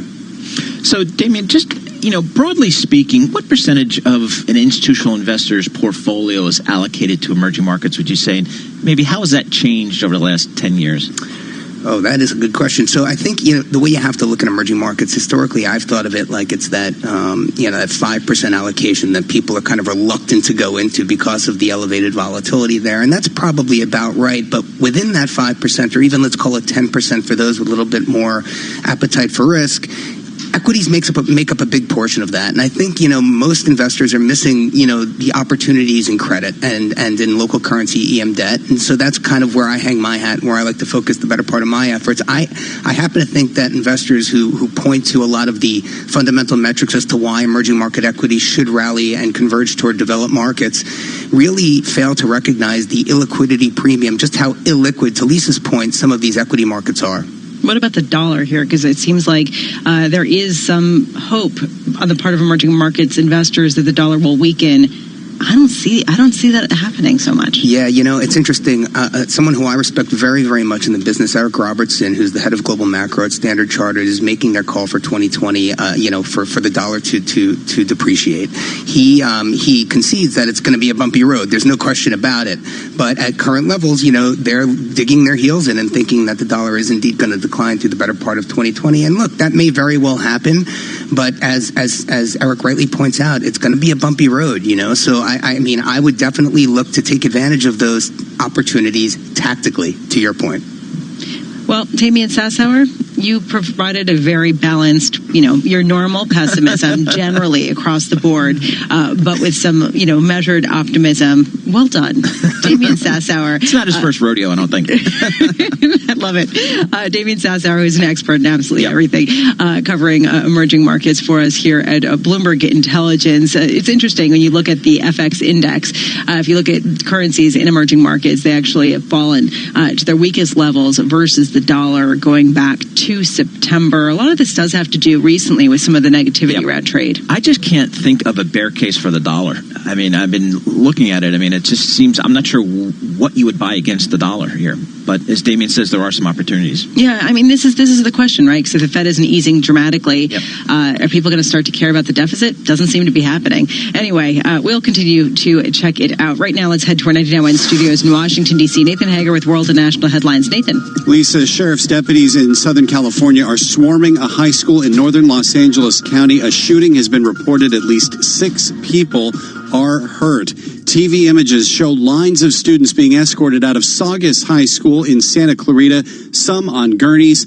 L.A. County Sheriff's Deputy Eric Ortiz. Schools are on lockdown. We still have deputies on scene responding. I can't confirm how many people or how many victims we have down at this moment. The authorities say a male suspect in black clothing was seen at the school. 4 straight days of violence in Hong Kong has Chinese President Xi Jinping reiterating his support for embattled Chief Executive Carrie Lam. Bloomberg's Karen Lee reports from Hong Kong on Xi's remarks in Brazil. He said the most pressing task for Hong Kong is to end the violence and restore order. He referred to radical, violent, and criminal behavior in Hong Kong, and he said it was challenging the bottom line of one country, 2 systems. Separately, Hong Kong's Mingpao newspaper reports a 70-year-old man who suffered a head injury in the unrest has died. House Speaker Nancy Pelosi is calling the first day of public impeachment hearings a good day for truth. Speaking at her weekly news conference, Pelosi says diplomats George Kent and William Taylor showed that President Trump abused his power. Republican Senator Lindsey Graham says their testimony was hearsay. President, you got a small majority in Republicans in the House. You're basically going to destroy the presidency over time if you continue this. The hearings continue tomorrow with testimony from former Ukraine Ambassador Marie Yovanovitch. Global news 24 hours a day on air and at TikTok, on Twitter, powered by more than 2,700 journalists and analysts in more than 120 countries. In Washington, I'm Nathan Hager. This is Bloomberg. Business is constantly evolving. Is your financial printer evolving to keep ahead of the curve? At Command Financial, we are redefining financial printing by providing industry-leading expertise, leveraging technology, and honing processes and best practices. Every day, Command helps SEC registrants, as well as members of their working groups, including securities attorneys and investment bankers, prepare, file, and disseminate regulatory and disclosure documents, such as registration statements, M&A documents, and mutual fund prospectuses and reports. Command provides a full range of services to help you effectively complete your deal, meet your disclosure requirements, and achieve your shareholder communications objectives. Visit our website at commandfinancial.com and learn how we're evolving, not only with the times, but also with your business requirements. Command Financial, redefining financial printing. The Elite advisory firms rely on BNY Mellon's Pershing to meet the needs of their most complex clients. Karen Novak, Chief Operating Officer at Pershing Advisor Solutions, explains how. At BNY Mellon's Pershing, we bring customized insights and strategies to help you grow your advisory business and stay on the leading edge. We can support the needs of your most sophisticated clients with a full range of investment and wealth management solutions, from access to private banking to consolidated bank and brokerage custody. Learn why so many of the largest advisory firms turn to us for the financial strength and high-touch service that BNY Mellon's Pershing can provide. Are you well positioned to stand out from your competition? Learn more at Pershing.com or call 800-445-4467. Brokerage custody provided by Pershing LLC and other services provided by Pershing Advisor Solutions LLC. Both members of FINRA and SIPC. Private banking and bank custody provided by BNY Mellon NA. Member FDIC.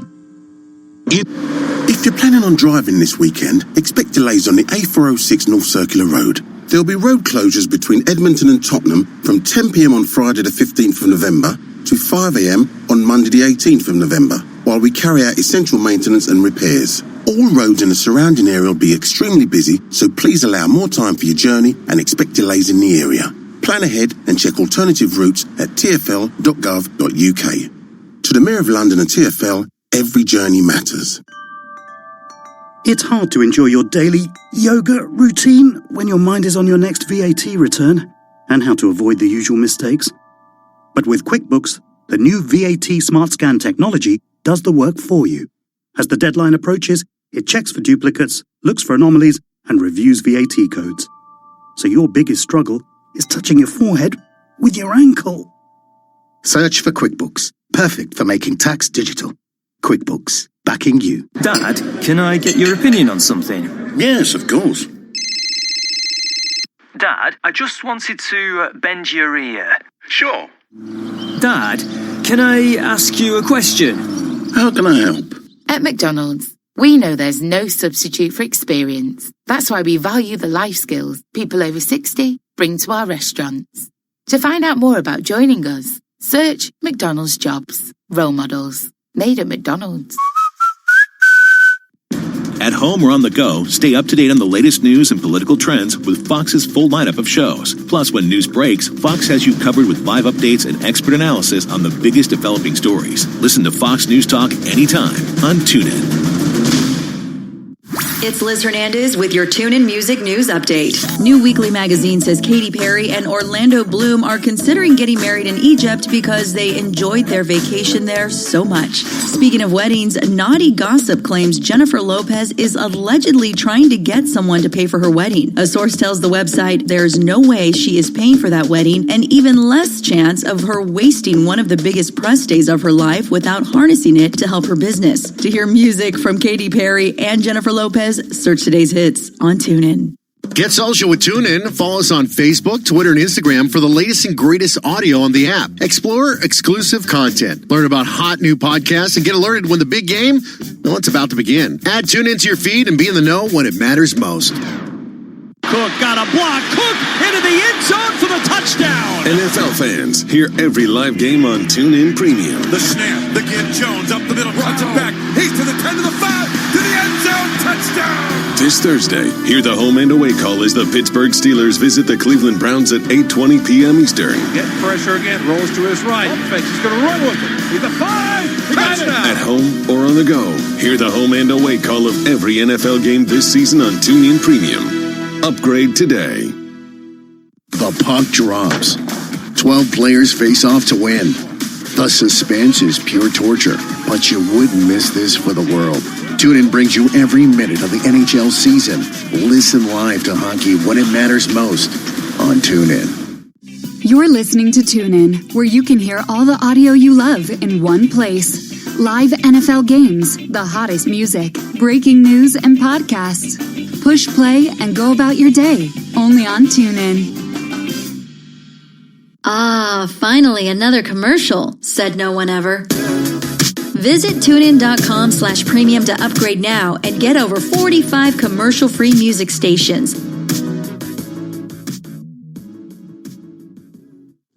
markets, headlines, and breaking news 24 hours a day at Bloomberg.com, the Bloomberg Business app, and TikTok on Twitter. This is a Bloomberg Business Flash. The S&P's moved farther away from records reached over the last week, sparked by hopes that the U.S. and China would soon hammer out an agreement. That has not happened, and there's been an abundance of signs that negotiations are stumbling. We check the numbers every 15 minutes throughout the trading day here on Bloomberg Radio. S&P 500 is down 0.2%, down 7. The Dow's down 0.25%, down 63. And the Nasdaq's down 0.3%, down 30. The 10-year is up 23 seconds with a yield of 1.80%. West Texas Intermediate crude oil is down 0.4% on inventory news. That's 56.88 a barrel. COMEX gold is up 0.8% at 1474.50 an ounce. The dollar yen is at 108.29. The euro at $1.10.16. The British pound at $1.28.81. Cisco Systems has fallen to a multi-month low today after the networking company gave an outlook that was below expectations. Right now, Cisco Systems is down 7.6%. That's a Bloomberg Business Flash. I'm Greg Jarrett. You're listening to Bloomberg Markets with Lisa Abramowitz and Paul Sweeney on Bloomberg Radio. We are broadcasting live from Build America Mutual in the Financial District in Manhattan. Joining us now, I'm really looking forward to finding out how messed up our cybersecurity protections are in our municipalities. Joining us to talk about that is Jonathan Cooch. He's sector cybersecurity expert for Threat Quotient, as well as David McIntyre, Build America Mutual Chief Information Security Officer, which we learned was CISO. Yes, we did. Pronounced as CISO, not anything else. So, Jonathan, I want to start with you, the idea of just how big a threat the cybersecurity issue is on financial terms to municipalities. Yeah, most definitely. I mean, the ransomware area has really grown to be $1 billion and billions of dollars business around the world. I mean, there is so much money. Yeah, I mean, the people that are going out and doing this look at it as a business. You know, they're investing money in these technologies to go and send out ransomware to other companies, and they're looking to get a return on that investment that they put in there. So from their perspective, it is a business. They're launching ransomware, and then they're trying to get money back from it. And so it really is billions of dollars. As far as how much it would cost for any given municipality really depends on whether they know what they have in their hands or not. A lot of times, you know, if they find out that it is a city, a municipality, a healthcare facility, something else like that, they will try and draw as much money from that as possible. They're not going to go for the, $5,000-$10,000 that maybe just an individual user or a small company might go for. They're going to try and draw as much money out of it as possible.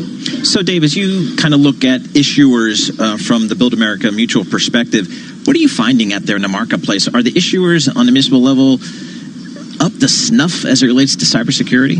I think they're getting there. There's been a lot of attention to this. Municipalities really need to learn some basic cyber hygiene. They need to learn to update their systems. They need to teach people not to click on links in emails. They need to do good backups, offline backups. And then they're much safer. As an insurer, we look at short and long-term risks. So there's always a risk that a system could be damaged that would allow a town to pay their debt service on a bond, for instance. And hopefully they'll have insured bonds. And so we would cover that payment. But there's also long-term financial implications that it could really impact the cash flows for years to come for a city. All right, so Jonathan, which cities are the worst? As far as not being able to protect themselves? Well, honestly, a lot of big cities just don't necessarily have the budget to really have a robust All right, IT excuses aside, who's really going to get absolutely attacked? Come on. I would expect a lot of cities in California to potentially be targeted. Really? I mean, if I were doing it, that's where I would go after. Which cities? L.A., San Francisco. I mean, even though San Francisco's got the big, Silicon Valley and everything else like that south of it. So have there been examples? Give us some examples. I wasn't aware of this issue, ransomware for cities. I've seen it, for companies and individuals. Have there been some examples where a major city's been attacked? Baltimore and Atlanta recently, and actually Albany had a little bit of an issue. And are these cities, are they paying the ransomware, or are they?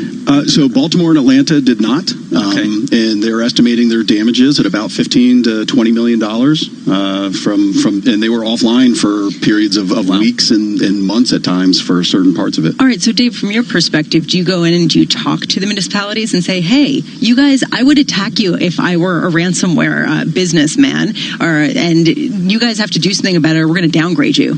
Yeah, so we're starting to look into cyber readiness as part of our underwriting criteria. I mean, clearly we need to look at a city. First of all, one of the most easy things to look at is, have they been attacked before? People that get attacked again, and they seem not to learn the lessons often. But it's certainly becoming part of our underwriting criteria.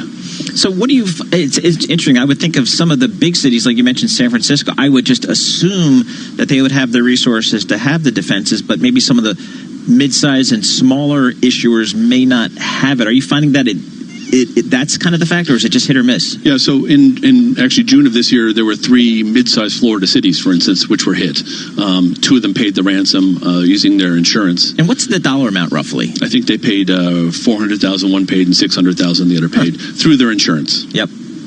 So some do it better than others. It's kind of hit or miss. So you guys, I would think from an insurance perspective, you really have to go in there and do the due diligence, right? Well, and we have to make sure they have insurance themselves. Okay. So, Jonathan, is there a way to protect the cities aside from just telling people don't be stupid, don't open stuff? There is no patch for human stupidity. Right. I was also in a band called There Is No Patch for Human Stupidity in high school. Go on. So, there definitely are. There are, as you was mentioning, cyber hygiene best practices out there. Offline data backups are the best thing that I can recommend, so that if somebody comes in and locks things up on you, that you have a way to be able to bring data back. Offline being the key word there. I have seen instances where people will back it up to, I've got my D drive. I'm just going to back it up there. Charlie from Long Island writing in, are there cases where the cities pay the ransom but don't get their data back? Yes. Sure, and one of the things that you need to look at is when you pay the ransom to get some proof of life. You need to be able to prove that the criminals are able to resurrect your data. Yeah, and I've also seen life. Oh wow, we're taking this to a dark place. But go on. Well, they also have situations. I've worked with many organizations where they'll go and they'll give you a key to decrypt part of your data. But then you got to go back and pay again and pay more. So I had one client that we worked with that paid out about $50,000 initially, and it was ramped up all the way until he paid out $2 million. What data is this? So, what kinds of data? In this case, he was an IT service provider, and it was all of his clients' data. So everything his clients, small businesses, use to operate: HR data, financial data, operational data. I mean, it depends what business that they're in, but all of their information. So just imagine if somebody came in with Bloomberg and took out, all of your ability to connect up to the internet, to know who it was you were interviewing, all of your notes, all of your schedules, and anything that took to run your radio show, to run your business. If it was all locked up and you had no access to it. People would look through it and be like, oh, there are no scripts. Exactly. So, Jonathan, where are these actors coming from, these ransomware folks? Is it, am I thinking state-sponsored North Korea, or is it just some guy in a... No, I wouldn't necessarily describe it as a guy hiding somewhere. A lot of times these are groups, but the real popular thing now is ransomware as a service. So I, as an organization or an individual, will set up a server for you somewhere. Most of them are out of Eastern Europe. That's been my experience. But I can set up a server where you basically pay me, and I will deliver the ransomware for you. I will send it out to a group of emails, and a lot of the breaches that you hear about, so the Yahoo breach has been really popular. That's a harvesting of email addresses. I don't really care about the passwords. I don't want to get into your Yahoo account. What I want is the email that you'll respond to. Got it. Jonathan Cooch, thanks so much for joining us. Jonathan's the Senior Vice President of Strategy for Threat Quotient, and David McIntyre, Chief Technology Officer for Build America Mutual. Talking about cybersecurity at the municipal level, I didn't even recognize that as a risk. I was just thinking, can they raise enough taxes to pay back the bonds? No patch for human stupidity. That's the takeaway for the day. That really is going to be a T-shirt that you will see me wearing around the office. We're broadcasting live from the Build America Mutual offices here in downtown New York. This is Bloomberg. In addition to Bloomberg Radio, you can catch the latest news and biggest newsmakers on Bloomberg Television. Look for us on DirecTV Channel 353 or check your local listings. If you're planning on driving this weekend, expect delays on the A406 North Circular Road. There'll be road closures between Edmonton and Tottenham from 10 p.m. on Friday the 15th of November to 5 a.m. on Monday the 18th of November, while we carry out essential maintenance and repairs. All roads in the surrounding area will be extremely busy, so please allow more time for your journey and expect delays in the area. Plan ahead and check alternative routes at tfl.gov.uk. To the Mayor of London and TfL, Every journey matters. Dad, can I get your opinion on something? Yes, of course. Dad, I just wanted to bend your ear. Sure. Dad, can I ask you a question? How can I help? At McDonald's, we know there's no substitute for experience. That's why we value the life skills people over 60 bring to our restaurants. To find out more about joining us, search McDonald's Jobs. Role models. Made at McDonald's. College football is live on TuneIn. Listen for free to games from more than 140 schools all season long. To the 10, all the way to the checkerboard. Somebody stays on his feet and scores us down. The top of the Big 12 is at stake. Reigning champion Oklahoma travels to Waco, Texas to take on the surprising undefeated Baylor Bears. The action kicks off this Saturday at 7:30 p.m. Eastern. Listen to every call and every game of your school all season long for free on TuneIn. Just search college to listen today. The puck drops. 12 players face off to win. The suspense is pure torture, but you wouldn't miss this for the world. TuneIn brings you every minute of the NHL season.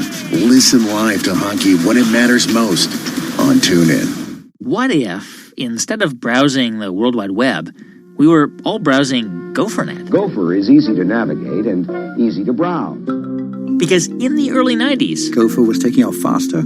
Until they made one crucial mistake. At that point, Gopher traffic on the internet dropped off. Find out why open source won the battle for the internet next time on the TED Radio Hour from NPR. You can subscribe to the TED Radio Hour on TuneIn. In case you didn't know, TuneIn lets you listen to the same radio stations you pick up on your home or car radio, except you can hear them from anywhere. If you want to find a station from somewhere else in the world, navigate to the By Location section under Browse. Keep exploring with TuneIn. Financial capital of the world, 24 hours a day at Bloomberg.com, on the Bloomberg Business app, and at TikTok on Twitter. This is Bloomberg Radio. Markets, headlines, and breaking news 24 hours a day at Bloomberg.com, the Bloomberg Business app, and at TikTok on Twitter.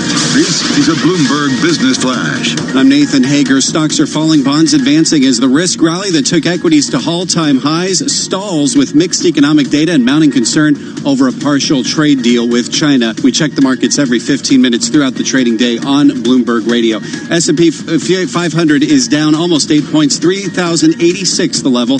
The Dow Jones Industrial Average down 71 points, 27,710. The NASDAQ Composite Index is lower by 36 points, 8444 the level on the NASDAQ. The 10-year is up 23 seconds. The yield 1.80%. 2-year Treasury yield 1.57%. West Texas Intermediate crude oil is down 0.2% or 11 cents, $57.01 a barrel, while Brent is higher by 0.2% or 10 cents, $62.47 a barrel. COMEX gold up 0.75%, $10.90, $14.7410 for an ounce of gold. The euro is at 1.1016 against the dollar. The British pound 1.2878, and the yen at 108.34. Federal Reserve Chairman Jerome Powell now testifying on Capitol Hill, telling the House Budget Committee he sees no signs of overheating in the economy. And when it comes to the turmoil in the repo market earlier this year, the chairman is telling lawmakers higher bank reserves could help and that regulations could be changed to allow for more liquidity in the system. This is the Fed chairman's second day of congressional testimony. He is expected to wrap it up soon. So let's head now to Capitol Hill to listen in on the last of Fed Chairman Jerome Powell's remarks. There may be a period, and there have been periods in the past where there could be several decades where that's not the case, where evolution in technology leads to periods of bad distributional effects. But over time, it has always led to lifting all boats. But I think this particular period is one that's of concern for that. So we ought to, as a Congress, we ought to be thinking about the potential impacts and whether there are any policy moves we ought to make that to anticipate or to at least try to accommodate artificial intelligence and other technologies. I think it's hard to imagine that you can stop the march of technology, right? It's going to be about having a workforce that benefits from it. I think people who are on the right side of globalization and technology have benefited enormously. It's the people who again don't have the skills and aptitudes to benefit from it. Well, I'm going to yield back the balance of my time, and thank you once again for your appearance here today and your responses. And if there's no further business before the committee, this hearing is adjourned. Thanks. We have been listening to Fed Chairman Jay Powell. He's just wrapped up his second day of testimony on Capitol Hill. This time he appeared before the House Budget Committee, and he addressed the state of the economy overall, as well as whatever concerns he might have on the horizon. For more analysis, let's bring in now Bloomberg's international economics and policy correspondent, Michael McKee. So let's start with the first thing. What's the state of the U.S. economy, according to Jay Powell, today? The state of the economy is good. Almost sounds like a State of the Union address, right? He came in and repeated what he said yesterday, that we have low, very low, close to record low unemployment. Growth is solid, and inflation is not really a problem. It's not at our target, but it should be moving up. And he said, we can't do a whole lot better at this point. Yeah, well, he actually called it the star economy in the world. Let's listen to what he said about that subject.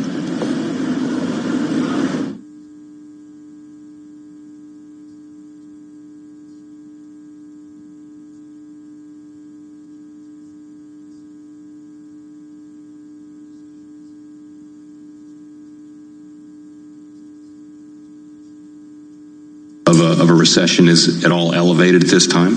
So our forecast is, and our expectation is very much one of continued moderate growth, a strong labor market, and inflation, close to our 2% objective. So, Mike, it's always nice to be the star. On the other hand, there's another side to that. 2% is enough to be the star. And what does it say about the rest of the world? Can we really keep outperforming the rest of the world? Well, he said we can, but he also worries that the rest of the world could drag us down. And he repeated what he said yesterday and has said in the past, that slowing global growth worldwide and trade uncertainty are the biggest threats to the economy at this point. And there's not a lot the Fed can do about that. They just have to watch and wait and see if the medicine that they've already prescribed. One of the members of Congress asked him, if the U.S. economy was a patient, what would you prescribe? Well, they've prescribed 3 rate cuts. If that continues to help the economy. Yeah, at the same time, he did warn a little bit about how much we're borrowing. He said we can't keep borrowing at a faster rate than we're growing, although he didn't want to give specific ideas on the budget side. This is the budget committee about what they should do about it. Well, he talked about this yesterday, and today he really emphasized it because these are people who can have an effect, this committee, that the Fed is at the sort of limits of what it can do with monetary policy if we go into a recession. They don't have a lot of room to cut rates, and we don't know how much bang we get from unconventional monetary policy. So he specifically said we're going to need fiscal help. And then he added, but we may not get it because the debt is so large at this point that you can't really add to it. And if you do, you threaten the long-term health of the economy because we got to pay it back at some point. So he was very strong in telling Congress, you need to get us on a sustainable path, and you need to do it not immediately, but be in the process so that when we need your help, you're there. And when he was pressed on things like, should we have a balanced budget amendment and things like that, he said, that's not up to me. There needs to be a broad national consensus. We need to address fiscal issues like happened back in the 90s. But that's something we don't see much evidence of on either the Democrats or the Republicans as we go into this election year. Yeah, he steered through the middle, as Fed chairmen tend to do, and say, the details of how you do it are up to you, because you're the politicians. You get paid to think of those things. He also doesn't want to be seen as taking one side or the other, no matter how hard members of Congress tried to push him that way. But he added, not only do we need this broad national consensus, he said, we need courage from our politicians. There you go. There's an idea. Okay, thank you so much to Michael McKee. He's Bloomberg's international economics and policy correspondent. Now let's get more on how markets are reacting to Chairman Powell's testimony and maybe some other things as well. We're joined now by Abigail Doolittle. So it looks like they're off a little bit. Yeah, they're off a little bit right now, starting at 11:30. And the bigger story at this point, because we're learning a lot this week, but let's start now and work backwards. So what we're learning right now is China's President Xi is saying that's first order that they curb the violence in Hong Kong, but the U.S. Senate is working to expedite the passage of legislation that would support the pro-democracy protesters in China. So both Rubio and McConnell tweeted around this around 11:30, and we're seeing this leg lower. It's a small leg lower. We're down about 0.2 to 0.3%, but it might suggest that there could be an issue here that could maybe come between a U.S.-China trade deal, or keep it Exactly, and that's the point, the U.S. China trade deal, because it's been going back and forth about whether it's going forward or not, whether it was, and they say, well, they haven't really come to agreement on the agricultural part. All they need is the further complication of Congress getting involved on Hong Kong. That's exactly right. And so when I was saying that we're learning a lot this week, what we learned earlier this week when President Trump spoke, and he really didn't say anything new about the trade deal, investors and traders want something definitive. I've heard a number of experts say even a bad deal at this point would be cheered because it would be some sort of certainty. But until we have a deal in place, and yes, now we have these headlines about a possible further conflict, it puts another piece of uncertainty into an already uncertain situation where it's back and forth every day. And we'll get together almost every weekday and talk about the trade going up or down in the markets, basically. Every day it's some version of that story. You're right about that. Lots of volatility, both in terms of headlines and market moves. But confirming the idea that some investors are a little bit nervous here, we have a 3-day rally for bonds. Oh, there you go. Okay, many thanks. Rallying. Many thanks to Abigail Doolittle for joining us. And now we turn to Mark Crumpton. He's here with Bloomberg First Word News. Mark? David, at least 6 people were injured during a shooting at a Southern California high school this morning. The Los Angeles County Sheriff's Department said on Twitter that deputies responded to Saugus High School in the city of Santa Clarita. That's about 30 miles northwest of downtown Los Angeles. The department said a male suspect in black clothing was seen at the location. More on this story as we get more information. Senator Dick Durbin expects all 6 Democratic senators running for president will be in Washington for the duration of any impeachment trial. Durbin said today their election considerations are secondary, given the historic importance of any Senate proceedings. Meantime, President Trump says he'll likely release today a summary of his call last April with Ukrainian President Volodymyr Zelensky. Brazil's capital city is playing host to this year's BRICS summit. The leaders of Brazil, Russia, India, China, and South Africa convened to discuss trade initiatives, the Paris Climate Accord, and security. The nations issued a joint statement committing to shoring up multilateralism and boosting emerging markets. It also vowed to preserve the United Nations' role in international conflicts. International Criminal Court judges today approved the opening of an investigation into crimes committed against Myanmar's Rohingya Muslim minority. The allegations stem from military actions that Myanmar began in 2017 following an insurgent attack.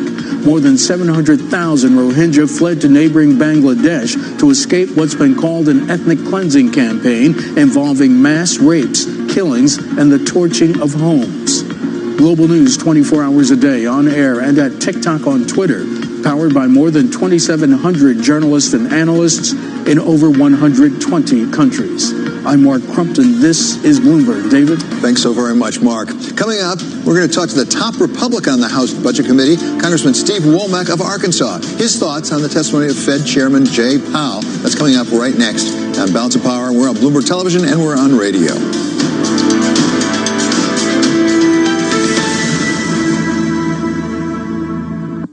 Pickets. From the business community, has it become normal? Tariffs. That is also below what the market is looking for. Trade wars. Give us an idea of how things are likely to evolve. You don't want to turn away for a second. Don't worry, we're watching too. Chief Asia economist joining us from our studios in Hong Kong. Bloomberg Daybreak Asia. Trade war got to be the top of mind there. Tonight at 6 Eastern on Bloomberg Radio, the Bloomberg Business app, and BloombergRadio.com. Bloomberg, the world is listening. If you love them enough to listen to them practice the same song on tuba, please be done. Over and over and over and over and over, then surely you'll check NHTSA.gov/the right seat to make sure they're correctly buckled in the back seat. Sounds good, honey. Check today at NHTSA.gov/the right seat. Brought to you by the National Highway Traffic Safety Administration and the Ad Council. Markets, headlines, and breaking news 24 hours a day at Bloomberg.com, the Bloomberg Business app, and at TikTok on Twitter. This is a Bloomberg Business Flash. From Bloomberg World Headquarters in New York, I'm Doug Krisner. The equity market is down right now, given some mixed economic data, along with growing concern over a partial trade deal between the U.S. and China. We have the Dow and the S&P each down from record highs by 0.2%. At the same time, the latest on the Chinese economy in terms of eco data, a little all week. We also have a drop in many of the tech stocks today, being hurt by the earnings from Cisco last night after the bell. CEO Chuck Robbins pointed to political events in Hong Kong, China, Washington, and the UK for helping to produce a lack of clarity and a drop in business confidence. Cisco shares down 7.5%.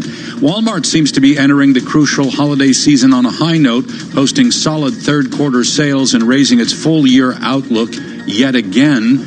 Even so, Walmart shares down 0.8%. U.S. 10-year Treasury right now at a yield of 1.80%. Let's get back to Balance of Power and David Weston. This is Balance of Power on Bloomberg Television and Radio. I'm David Weston. Fed Chair Jay Powell testified to Congress for a second straight day today. Congressman Steve Womack of Arkansas is the ranking Republican on the House Budget Committee. He joins us now from Capitol Hill, fresh out of that committee meeting. So, Mr. Congressman, we heard your questioning in particular saying, let's make believe the economy is a patient, is coming to the doctor. How is your diagnosis of the issues of facing the economy? What did you think about his analysis? It sounded like we're in pretty good shape. Well, look, as you said, I likened it to a periodic health assessment. You come out of the doctor, and the doctor tells you that the vitals are looking good. I mean, we got strong consumer confidence. We got a lot of consumer buying, a little weakness in the business investment side. We got some trade issues that we need to work through. But overall, the patient is doing pretty well within all the tolerances of as he says, his symmetric limits on inflation. And so I thought it was a pretty good analysis of the overall well-being of the patient right now. Now, there are some longer-term structural issues that our economy needs to be dealing with, and I thought he did a very effective job of putting that back at the feet of Congress and its Article I responsibility where a lot of those issues belong. Well, I think you may be referring specifically to the debt and the deficit, Congressman, because he was asked things like, should we have a balanced budget amendment? He said, that's up to you how you do this, but we need a broad consensus to deal with the fiscal side of the House here. Do you see anybody really spearheading that broad consensus? Well, we're going to get a clearer picture of do debt issues really matter? Do deficits matter next week when the Budget Committee has a hearing just on does the debt matter? And I think we'll get into things like modern monetary theory and those sorts of issues. But yes, I think that the Congress is well aware of the fact that the path we're on right now is not a sustainable path, and the chairman said that in as many words today. But look, we're going to rack up $1 trillion deficit this year. These deficits and this debt is growing as a percentage of our economy greater than is tolerable, and so something has to be done about it. And look, I think at the end of the day, most people in Congress know where the answers are. 70% of our federal budget is tied up in mandatory spending. Congress is not doing anything about mandatory spending. There's no real leadership right now in dealing with that part of the federal budget. But you're not going to be able to attrit $1 trillion deficit unless you're into the mandatory programs, because, as I said, that's where 70% of the budget is. But I do think that there is coming a day when the Congress will have to accept the responsibility, because it is in Article I of the Constitution. That's our job, and the sooner the better, in my strong opinion. So, Congressman, let's talk about that, because you're talking about entitlements. Let's be clear directly, and that has been something that's a third rail for Republicans and Democrats alike. At the same time, sometimes in the past, in the history of the Congress, they've addressed things like third rails, like base closures, like Social Security, by appointing a bipartisan committee. Go away, think about it some, come back and make a recommendation. Is there any move afoot to do something like that? Well, look, there are several levers that you can, be turning here and there when you need to. And the Congress doesn't have the appetite right now because of politics to be able to start dealing with those. Now, the budget that I championed in 2019 when I was chairman of the Budget Committee did go into some of those programs, and we did start making some of those tweaks. Now, we never saw that budget come to the floor, so Congress never had an opportunity to weigh in on it. But we all know where the issues are, and the sooner the better for Congress to be dealing with those, because as you defer or delay the answers to these problems, these challenges, the decisions or the solutions, as it were, become far too draconian for anybody to want to tackle politically. And so every day that goes by that we're not addressing these, then it's a day lost in that quest. Congressman, this is obviously a very important, as you say, long-term structural issue. Let's deal with one other shorter-term issue, and that is trade uncertainty, because that was discussed again by Jay Powell, saying that that's not helping on the business confidence, the business investment that you referred to. Is there anything Congress can do to get more certainty, particularly with the U.S.-China trade relationship? Well, look, the last thing you need is 535 members of Congress dictating trade policy. So that's an administrative function, and I support that. And look, we all know that the elephant in the room, as it were, is China, and for a lot of different reasons. And so therefore, I support the president in his quest to hold China more accountable and to develop the kind of trade policies that are freer and fairer for everybody concerned. But the sooner the better that we can get these trade policies ironed out. And let's not forget that we got USMCA teed up and ready to go. It needs to come to the floor of the House. I think it will get over 300 votes when it does. Speaker Pelosi needs to bring USMCA to the floor. And I think that would be one example of many on the trade front that would serve our country very well economically. Yeah, I totally agree. We have to keep the USMCA on the radar screen. Thank you so much. That's Representative Steve Womack. Great to be with you. Ranking member of the House Budget Committee. Thank you very much, sir. And coming up at 1 o'clock this afternoon Eastern Time, we're going to talk with the chairman of the Budget Committee. He's Congressman John Yarmuth of Kentucky. Sticking with the economy, Elizabeth Warren has been getting plenty of attention for her plans, which include a wealth tax. Earlier, Bloomberg Daybreak America spoke to Sam Zell, the chairman and founder of Equity Group Investments.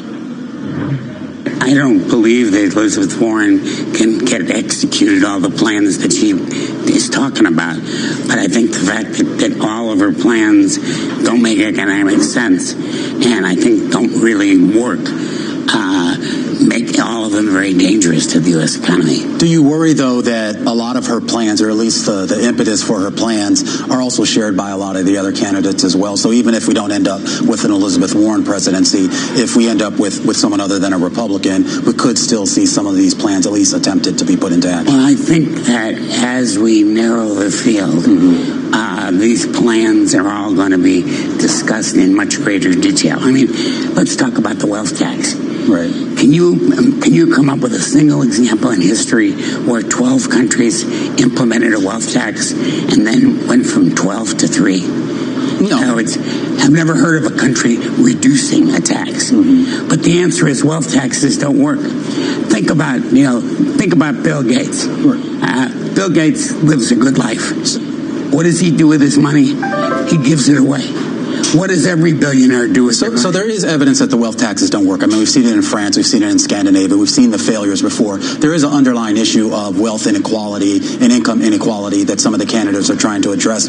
So is there a solution to address that, or do we just remain sort of down the path that we're going and hope that, the underclass doesn't completely... I've always believed that the only solution is growing the size of the pie, not readjusting the tax of the pie. Is growing the size of that pie, though, but is it being distributed in a way where people in the middle and the underclasses are getting bigger slices? I mean, the concern is the pie is growing, but it's, folks at the top who just keep getting more and more out of it. Well, but that depends on what the definition of growth is. If growth is only financial, you're right. Then they have the money, get more money. Right. But if the growth is really growing the economy, growing the options, reducing regulation, creating an environment where there's more opportunity for more people, then by definition, you're going to have a... When you look at the economic upswing that we've had in the U.S., say if you peg it back to 2015, 2016 to where we are today,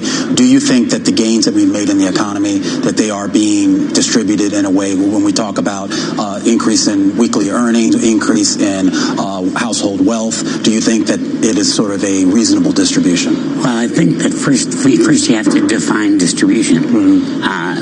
Depending on which side of the fence you are, you define distribution before or after government benefits. So I can say to you that the disparity between the rich and the poor is is enormous, or I can add in earned income tax and all the rest of the goodies, and then the disparity is nowhere near as great as some of the political candidates would suggest. That was Sam Zell. He's Equity Group Investments Chairman and Founder. He's speaking on Daybreak Americas earlier this morning. And we're going to get a very different view on the wealth tax. Later this hour, we're going to be joined live by presidential candidate Tom Steyer, one of the first Democratic candidates to call for a wealth tax. This is Balance of Power on Bloomberg Television and Bloomberg Radio.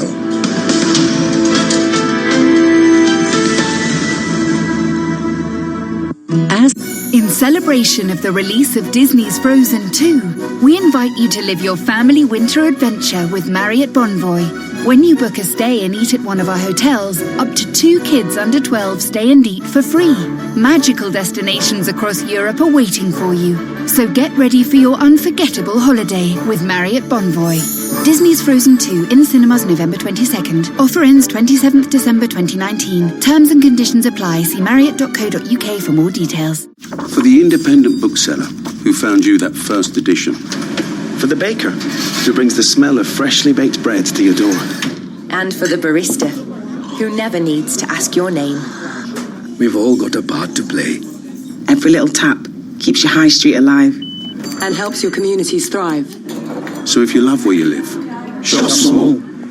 Shopping on your local high street can make a big difference. Shop small. Only by American Express. If you're planning on driving this weekend, expect delays on the A406 North Circular Road. There'll be road closures between Edmonton and Tottenham from 10 p.m. on Friday the 15th of November to 5 a.m. on Monday the 18th of November, while we carry out essential maintenance and repairs. All roads in the surrounding area will be extremely busy, so please allow more time for your journey and expect delays in the area. Plan ahead and check alternative routes at tfl.gov.uk.